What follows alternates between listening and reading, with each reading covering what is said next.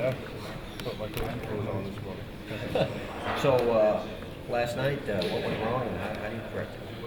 Oh, it's easy fixed. We gave them everything. I thought we didn't play our game, but they capitalized on their turnovers and their chances, and they buried them. So those are easy fixes, and we just got to get back to work. I thought in the third period we got to our game, and you can see what we did to them. Pat, you guys have bounced back pretty good after a game like that. What is it about having that short memory with this group? I just think it's over. Just throw it out. Nothing you can do about it. You're going to have bad games. Teams are going to play good and throughout the series. And I thought it wasn't that we worked hard. I thought the first period was pretty good, but just costly turnovers at certain times that they capitalized on. And this is a team that bounced back, and we find ways to fix our game and elevate our game, and try to do things that get our team back to where it needs to be. Seems like every night your line mate Robert Thomas does something that just makes everybody go, wow. Last night he had the between the legs move. How impressed are you with the teenager here in the playoffs? Very impressed. He's a very high, talented, skilled player that's going to be really good in this league for a long time, and I'm very proud of him. He's really came out of his shell, and he's really brought the best out of himself, playing with a load of confidence that maybe in the beginning of the year he didn't have. Maybe he was just trying to be comfortable around the guys, but he's been a heck of a player for us down the stretch. He's been our most consistent player probably throughout the playoffs, so I'm very happy for him, and he's only going to get better. You mentioned the third period. Is that the blueprint for a better game two, do you think, the way you guys played in the third? Yeah, absolutely. I think it's not like we thought we didn't play that bad, but I thought just costly turnovers, like I said. But third period, I thought that was us getting below the top of the circles, making the D turn, holding pucks. I thought in the first we didn't really have that sustained pressure as they did, so we got to our game in the third, and we started doing it a little bit in the second.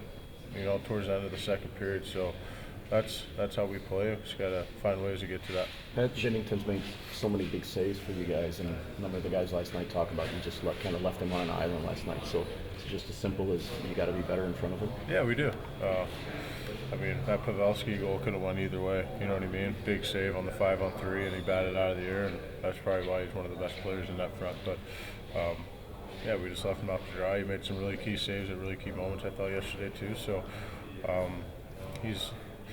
nothing really seems to bother him, so we're not really worried about that. I think kind of one goes off the skate. We gave him a 2-on-1. 5-on-3 goal. So there's nothing really you can do. He didn't really, So I thought he made some really good saves. I thought he was really good again, but we just left him out to dry. Do you guys feed off of that calm demeanor of him when you talk about nothing seems to really bother him? Yeah, I think so. I think everyone feeds off him.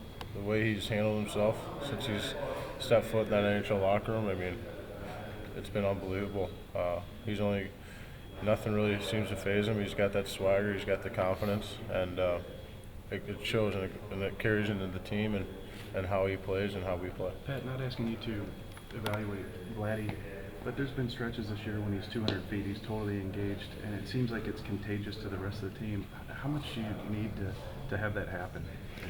Vladdy's been great. He's been great for us all playoffs. He's our leader for a reason. I don't know what you want me to answer there, Jeremy, but I just think he's been great for us. He's going to continue to be good. Sometimes top players get shut down. So, that's part of the game, if that's what you're asking me about yesterday. But I thought their line did good. They chipped in. They scored a couple goals. So, he's a valuable player for this team, and he's an elite player for a reason, and we're not too worried about it. He's going to continue to play and lead this team by example. When you have the kind of start that you have as a team, and then that type of turnaround, does it make it easier when you hit little bumps in the road after, what you come back from? Yeah. That's not a bump, it's one game. If you're asking me, it's a long series. So we got to find ways to just bounce back. It's one game, focus on what we need to fix, reset, and come back and bounce back tomorrow. The chief said that you guys need more support out there, maybe stay more connected. And how do you do that? Just fix it. Come back and support the puck a little more. I thought we were too spread out yesterday, making too many stretch passes.